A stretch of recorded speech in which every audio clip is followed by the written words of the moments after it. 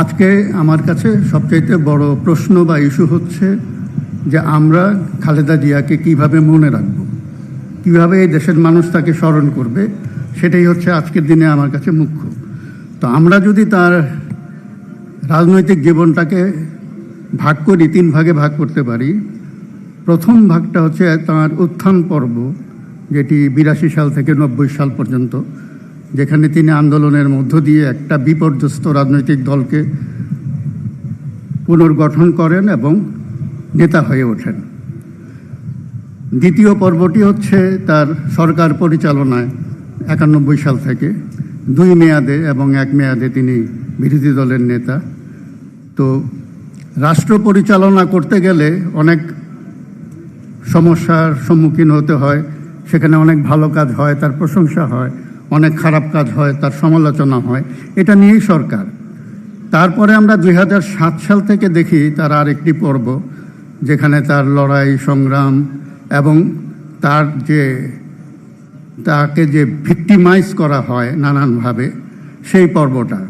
কিন্তু আমার কাছে মনে হয় যে তার এই যে 2টা পর্ব, প্রথম দিকের যে উত্থান পর্ব, সেখানে কিন্তু তাকে আমরা সবাই জানি, সবাই বলেন যে তিনি আপসীন নেত্রী।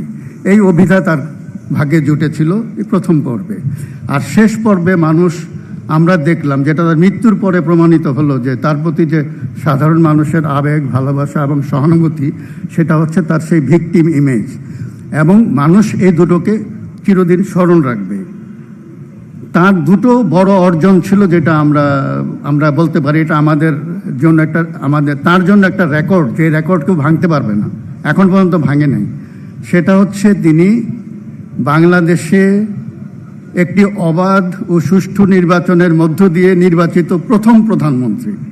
আমরা কেন তাকে প্রথম নারী প্রধানমন্ত্রী বলতে চাই। দ্বিতীয়ত হচ্ছে রাজনীতিতে যোগ দেওয়ার পরে দ্রুততম সময়ের মধ্যে তিনি সর্বোচ্চ নির্বাহী ক্ষমতা পেয়েছেন, 8-9 বছরের মাথায়। এটা কিন্তু একটা রেকর্ড আমাদের দেশে। এবং আমি বলবো যে তার চরিত্রের যে প্রধান বৈশিষ্ট্য যেটা আমাদেরকে আকর্ষণ করে, সেটা হচ্ছে তার মধ্যে, আমি যদি এক শব্দে বলি, এলিগেন্স, মার্জিত, যিনি তাকে সম্মান করতে হয়, তার মধ্যে একটা সম্মোহনী শক্তি আছে। তো এই যে এলিগেন্সটা, এটা আমাদের দেশের রাজনীতিতে নাই। আমাদের দেশে আমরা একটা কথায় বলি যে ক্রিকেট হচ্ছে ভদ্রলোকের খেলা। রাজনীতিটা কেন ভদ্র সজ্জনদের পেশা হবে না? এটা কেন দুর্বৃত্তদের হাতে চলে যাবে?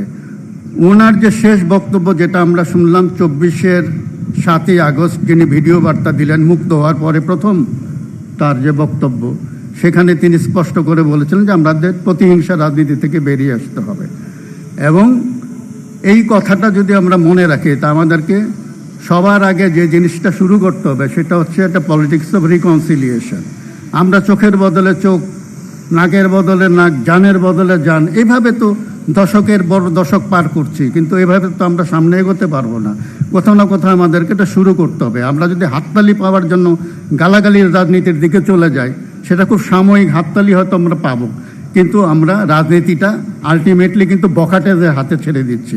সেটা আমাদেরকে মনে রাখতে হবে এবং এই কথাগুলো স্পষ্ট করে বলতে হবে আমাদেরকে। আমি তার সম্বন্ধে, যে তাকে নিয়ে একটা বই লিখেছি, তার উৎসর্গপত্রে আমি একটা কথা লিখেছি, সেটা জালালউদ্দিন রুমির একটি উদ্ধৃতি তার কবিতা থেকে, যে মোমবাতি হতে হলে, অন্যকে আলো দিতে হলে মোমবাতি হতে হয় এবং নিজেকে পুড়তে হয়। তো তিনি সেটা তার জীবন দিয়ে প্রমাণ করে গেছেন। ধন্যবাদ।